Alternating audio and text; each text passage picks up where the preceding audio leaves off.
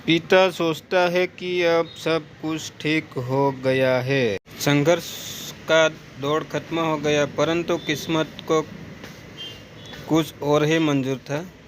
एक दिन जब वह बाजार जा रहा, तभी पीछे से किसी ट्रक के द्वारा उसका एक्सीडेंट हो गया, जिसके कारण उसके सर में गंभीर चोट आई। संदन महीने तक बिस्तर पर ही रहा। महीने के बाद ठीक होने पर वह सोचा कि अब सब कुछ ठीक हो जाएगा। तभी उसकी पत्नी का स्वास्थ्य खराब होने लगा और वह बीमार पड़ गई।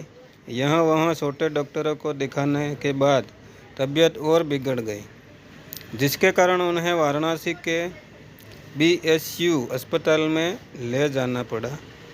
वहाँ जाकर पता चला कि उसकी पत्नी के पेट में गंभीर बीमारी हो गई है, परंतु संदन को यह विश्वास था कि उसकी पत्नी ठीक हो जाएगी और संदन उसी विश्वास के साथ अपनी पत्नी को हमेशा वाराणसी के अस्पताल में ले जाने लगा।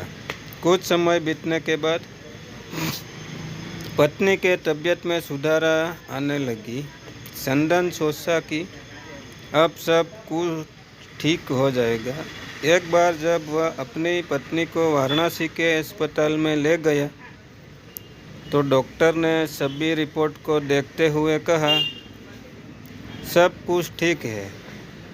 संदन बहुत ही खुश हुआ और वह अपने पत्नी के साथ अपने शहर वापस आ गया।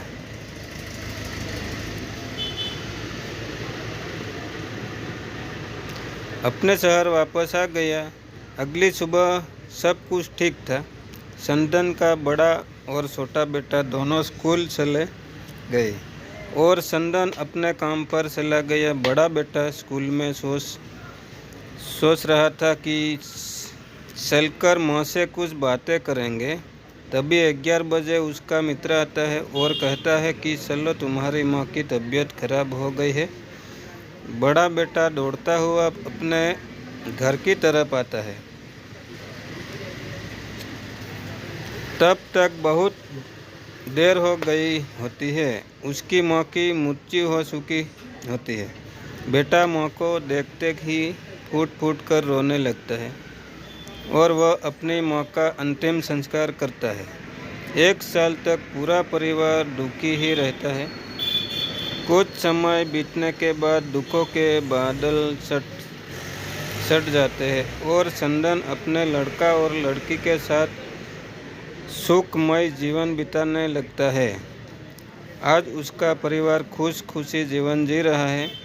दोस्तों, जीवन में सुख और दुख दिन और रात की तरह होते हैं, जो कभी स्थायी नहीं रहते।